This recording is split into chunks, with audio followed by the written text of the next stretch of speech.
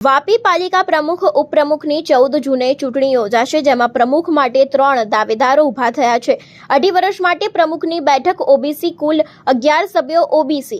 વાપી મહાનગરપાલિકાના અમલીકરણ પૂર્વે પાલિકાની બાકી 2.5 વર્ષની ટર્મ માટે કલેક્ટરે વાપી પાલિકા પ્રમુખ અને ઉપપ્રમુખની ચૂંટણી 14 જૂને યોજવાની નોટિસ જાહેર કરી છે। જે મુજબ પાલિકા પ્રમુખની બેઠક ઓબીસી છે।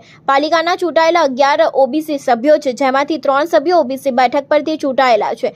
બાકીના સભ્યો ઓબીસી સર્ટિફિકેટ ધરાવે છે, જેથી પ્રમુખ પદ માટે હાલ 3 નામો ચર્ચામાં છે।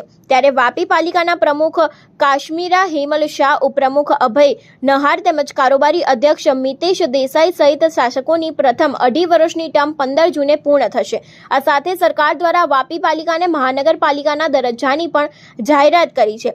જો કે આ પ્રક્રિયાને હજુ વાર લાગશે, પરંતુ પાલિકાના શાસકોની બાકી રહેતી આગામી 2.5 વર્ષની ટર્મ માટે વલસાડ કલેક્ટરે મંગળવારે વાપી પાલિકા પ્રમુખ અને ઉપપ્રમુખની ચૂંટણી માટે જાહેરાત કરી છે। કલેક્ટરની નોટિસમાં જણાવ્યું કે 14 જૂને સવારે 11:30 કલાકે પાલિકાના સભાખંડમાં પ્રમુખ અને ઉપપ્રમુખની ચૂંટણી માટે સામાન્ય સભા યોજાશે।